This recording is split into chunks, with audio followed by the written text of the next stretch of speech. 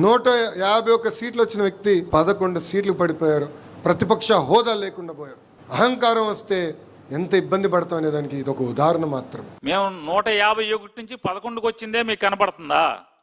అదే గుర్తుంటుందా? 108 నుంచి మా దగ్గర 23 కొనుక్కుని 108 మా దగ్గర 23 కొనుక్కున్నారు. ఎంత అయింది? 131.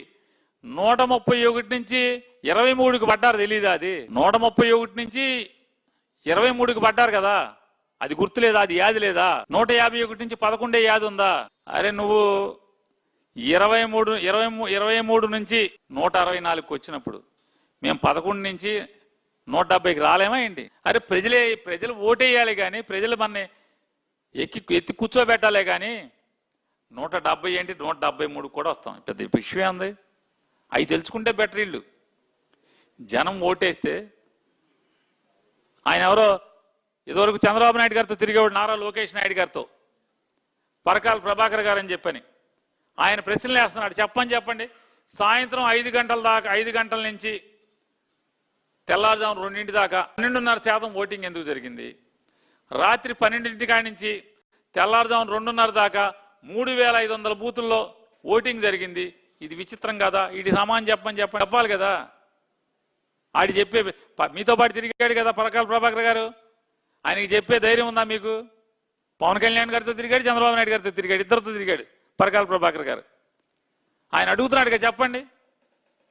తర్వాత మా 11 సంగతి చెప్తాం, 11 నుంచి 170కి ఎట్టా వస్తామని చెప్తాం. ఇన్ని వేల కోట్ల రూపాయలు ప్రజల్ని తాకట్టు పెట్టి తెచ్చిన తర్వాత మాకు రెండో ఆలోచన ఉండే అవకాశం లేదు. ఇన్ని వేల కోట్ల రూపాయలు జనాన్ని తాకట్టు పెట్టి తీసుకొచ్చి జనాన్ని తాకట్టు పెట్టి తెచ్చిన తర్వాత చేయగలిగేది ఏముంటుంది?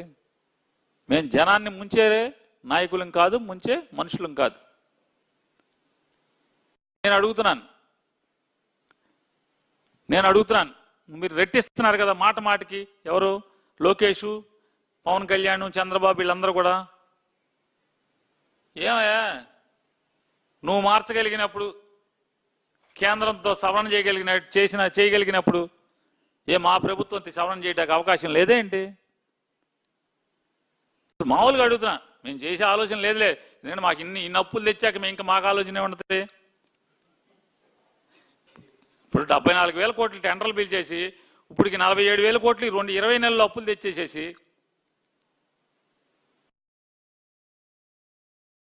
ఏంటి జరిగిపోతుంది? 2014లో మన్మోహన్ సింగ్ చేసిన చట్టాన్ని సవరణ చేస్తున్నారు, అంతే కదా. ఇంకేమైనా జరుగుతుందా? రాజ్యాంగం ఎన్నిసార్లు మార్చారు? అట్లాంటి చట్టాలు ఎన్ని మారో? అంటే నేను ఎక్కువ తక్కువ మాట్లాడుతున్నా, మీ గురించి చెప్తున్నా నేను ఈ మాటలు. ఎవడో మార్చలేదు, ఎందుకు ఈ పిచ్చి మాటలు ఎందుకు అని అంటున్నాను నేను. రాజ్యాంగ సవరణ మీరు మోడీ కలిసి చేయగలిగినప్పుడు ఏంటి పెద్దనా జరగకూడని విషయం ఏంటి ఇది భారతదేశంలో? అమెరికాలో జరగట్లేదేంటి? పొద్దున సంతకం పెడుతున్నాడు, సాయంత్రం క్యాన్సిల్ అంటున్నాడు ట్రంప్. ఇవన్నీ పిచ్చి మాటలు, ఊరికే జనాల్ని మోసం చేసే మాటలు ఎందుకు? నేనంటే నిజంగా ఈ రాష్ట్రాన్ని నాశనం చేశారు అమరావతి పేరు మీద, సర్వనాశనం చేశారు. అదే అమరావతి కావాలి మీకు. అమరావతి మీద మోజు ఉంది, ఆ ప్రాంతంతో మీకు విడదీయరాని బంధం ఉంది, ఎమోషన్ ఉంది. చుట్టాలన్నారో పక్కాలన్నారో ఏదో అని. అరే డబ్బులు ఎట్టుకుంటే పోయేది కదా, ఈ రాష్ట్రం నాశనం అవ్వకుండా ఉండేది, ప్రజలకు తాకట్టు పెట్టకుండా ఉండే అవకాశం ఉండేది. ₹1 జిమ్మేసినా సరే జనాలకి, రైతుల్ని ఆనందంగా ఇచ్చేవాళ్ళు. ఆ డబ్బులెట్టి ఎక్కడో కొనుక్కునేవాళ్ళు. ఇవాళ ఆ కోటి ఎన్ని కోట్లు అయ్యేది? ఇవాళ అగమ్యకు వచ్చినంత ఏడుస్తున్నారు త్రిశంకు సర్కుల రైతులు. వాళ్ళు ఏడుస్తున్నారు, రాష్ట్ర ప్రజలు ఏడుస్తున్నారు.